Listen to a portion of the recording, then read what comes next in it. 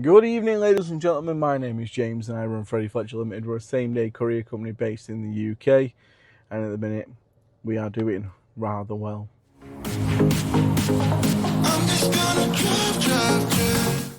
And part of our success comes from actually using professional, knowledgeable drivers as subcontractors, which is the WhatsApp group I've created over the last few years. You might just be thinking it's just a WhatsApp group, it's just full of random drivers. But I do vet my drivers. I make sure I keep an eye on how their feedback's doing on platforms like the Exchange. If they're not on the Exchange, they do send me regular document updates, just so I can make sure all their insurances and everything are up to scratch. And most of all, I'm very proud of the people in that group because they do a fantastic job every time they do a job for me. I've never, bar one person, but he actually didn't do a bad job. It was just I found out something that I wasn't too pleased about. Bar that one person, everyone in the WhatsApp group has actually always done a cracking job. No one's messed up. No one's moaned or done anything out of order or suspicious or anything like that. Everything has been done perfectly and professionally due to the lads in that group. As you know, I've mentioned before, I can't cover everything in that group, which is an issue because then I've got to rely on people I know nothing about. All I'm doing is looking at feedback, and as we know, feedback isn't always the best. For instance, I've tried giving someone negative feedback recently.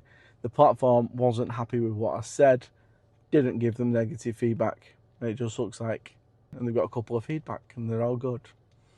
That shouldn't be the way. They should have multiple negatives, but they don't. Just because of the wording you put. The very first time you type it, whether you're angry, annoyed, frustrated, what's happened, even if you're calm and you're just trying to warn people, that wording that you put in that negative feedback, if the platforms don't like it, they will not put that negative feedback up and they will not give you another chance to give them negative feedback, which I think is absolutely ridiculous. Absolutely ridiculous. Back to it, the WhatsApp group. Now there's over 100 drivers at the minute in the group. They are based across the country. I've got people up in the Highlands, I've got people down in Devon, and all the way across, basically from Wales to Norfolk. I've got a couple of drivers in each area, but the issue is no one stays in their own area. Everyone's moving around, everyone's up and down the country day to day. So unless you find them at home or you got the work in advance and they know they're going to be home, then it's difficult to actually select specific drivers. I have a driver that I use as often as I can out of the Teesside area. Jason always does a cracking job. Anything out of that area or go into that area, I always ask him first because no matter what, he does the job right, professionally, straight away. That's the way it needs to be done. Honestly, whenever I put a job in the WhatsApp group and it gets covered straight away, I am all the weights lifted. I know it's going to be done. Even if there's an issue, I know them lads can sort it and deal with it. And if not, they're not going to moan. They're not going to be arsey or anything like that. If they've got a bit of waiting time, they don't mind. They know they're going to get paid for it. Do you know what I mean? Whereas you start putting jobs onto platforms and you get the drivers that will sit in the services for 2 hours because they want an extra tenner and they're trying to blackmail you for an extra tenner, and then everything's late. You get them sort of drivers. You get the drivers that turn up on site, don't want to wait 10 minutes, start crying, and then try and drive off with your goods and then have to go back later and deliver them. You get them sort of drivers. These are all actual examples of jobs that have happened in the last 4.5 years, and that is what I'm trying to prevent at the minute. I do want to build the WhatsApp group so there's more people in it, but I am really struggling at the minute to find time to vet everybody before I add them. So yes, if you email me or message me, I've probably got 15 to 20% chance that I might get back to you because I'm really busy. Honestly, with the company and how busy we've been all year so far compared to the last 3.5 years prior, as I don't think I could do what I'm doing now if I was still out driving every day. It'd be very, very difficult. So I'd constantly be sat in services and laybys, just working and trying to sort jobs out. And as I've said before, when I was doing that, it was all a bit of a rush. So I wasn't going through the process of actually looking properly at who I was giving these jobs to. I was looking at like the feedback it shows me. If you go on the platforms, it shows you the last 90 days. Sometimes if you look past 90 days, they've got hundreds of negative feedback. Not necessarily hundreds, that's an over-exaggeration, but a couple, fair few. And you read some of them and you think, even if they've done well for the last 90 days, that is something not too happy about, and then you try to choose someone else. That's just the way it goes. And I'm being a lot more selective now that I'm not on the road, which I want to keep up, but I've got a van that needs to be running, etc. So at the minute, I say the WhatsApp group is actually covering about 80%, if not 85% of the workload, which is fantastic, honestly. So I know the vast majority is getting done properly. The rest of it at the minute is actually going all right, because like I said, I'm vetting drivers a lot more before I choose them. I'm not rushing at picking drivers. I'm leaving the jobs up a little bit longer just to get that right quote, get that right driver. Price, I've always got a price in my head of how much I want to sell it for. And even if you're more than that price, but you got the best feedback on the page, more than likely you'll get the job. I would rather take less profit from a job and give it to somebody that's going to do it professionally and right, than make more profit and give it to somebody who's going to do it terribly. Like someone said the other day, I don't charge enough. I charge enough. I like to pay my drivers decent rates. So there's another thing I'd like to mention. The WhatsApp group works really well for me as well because it's free. I'm not having to take subscriptions off people. I'm not having to like constantly badger people. It's just a free thing. I don't want to be giving you work and paying you to do work and then charging you for the privilege of getting that work. I don't want to be giving you work and paying you to do work at a fair rate, but then charging you for the privilege to sit in a group where you might not get any work. Doesn't make any sense to me. So the WhatsApp group will always be free. And I've actually been looking into something a bit more than a WhatsApp group recently, and I'm not doing it because it's too expensive for me. So I've actually had an AI program trying to create an app for me for the last week or so, and it can, but the price to actually launch it, and it literally would be for my jobs to send to my drivers, it would literally be like the platforms. You receive the job, but you accept it. All the pricing's on there, the maps of the live tracking's on there, and everything. But it's just my jobs. So instead of me putting them through the other platforms, just put them through my own app. But it is expensive, and with me wanting to keep everything free, it's not something I'm looking at the minute. I know other people use like systems through other companies, like I think there's Smart LM, you can use theirs and like pay a monthly subscription and stuff like that. I know a few people that I think I know a few people that use them and stuff like that. But I wanted to do it like all myself and everything, but it is a lot of money to create an app. There's a simpler way of building an app, but even that would cost me about £500 a month. I'm paying less than that for my subscription to the platform, so I might as well just continue sending them through there, and then they can do all the vetting for that side of it and the tracking and stuff like that. Not that people compulsory have the trackers on, etc. It's too expensive for me at the moment. It might be something I consider in the future if I do get some more customers. I do have more marketing material that I've ordered being delivered to me tomorrow, so there's a good chance, a good section next week, I'm gonna be boots on the ground, trying to get indoors and speak to people. I have had a company get back to me, and they use an external vetting company to see how professional I am, my companies, etc. I do have a meeting booked with them for next week. the company that I want to do the work for, they are happy to proceed as long as I meet the criteria for their vetting company, which we shall see. We shall see. I don't know what their criteria are. They've not really explained it very well. They just want to have a half an hour conversation with me. But obviously we're a legally running company. We work with other bigger companies, and I can't see there being an issue. So potentially more work on the horizon in the communications industry, and maybe a couple of different industries. This company that I'm trying to get into got fingers in a few pies. So fingers crossed with that one. That might come on. I don't know if I mentioned or not, but I've been helping Wifey source and start a new business recently.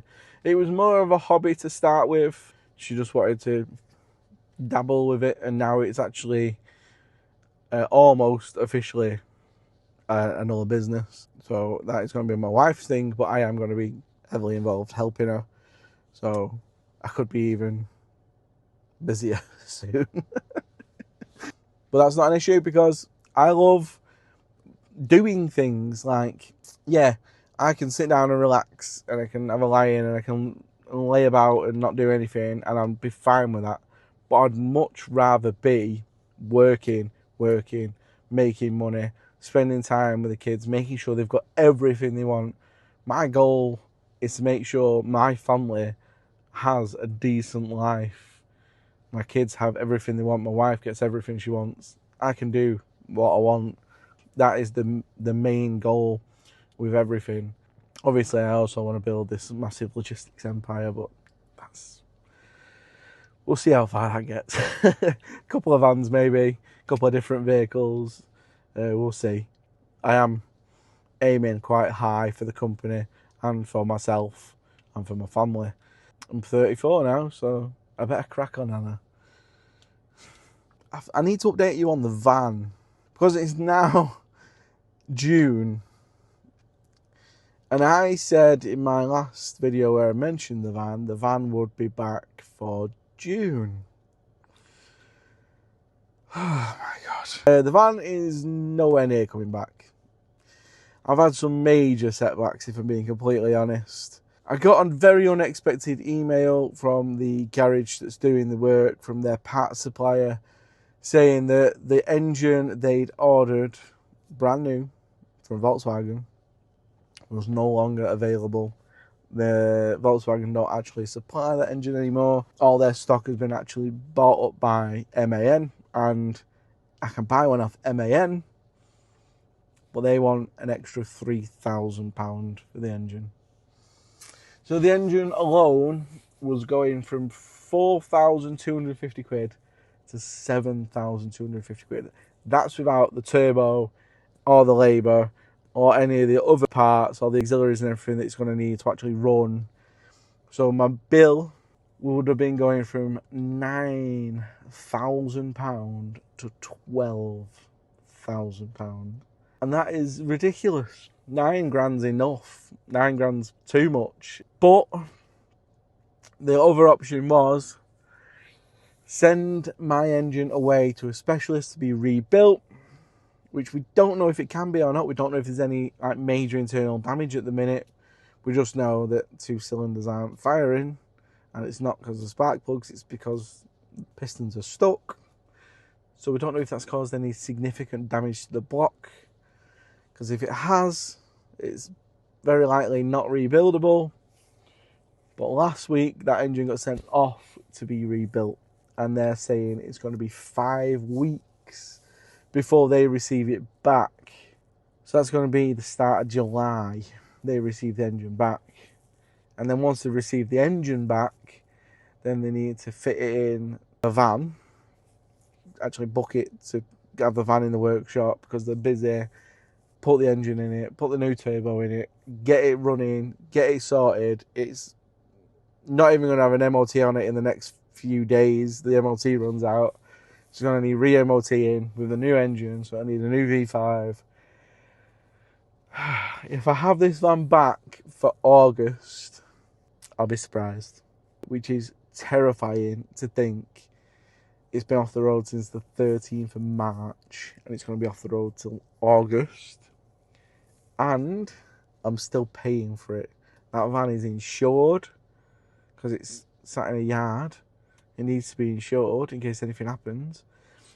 I've got finance on that van, so that van is costing me hundreds and hundreds of pounds every single month to sit there. And at the minute, it's sat there with no engine in it. It is scary.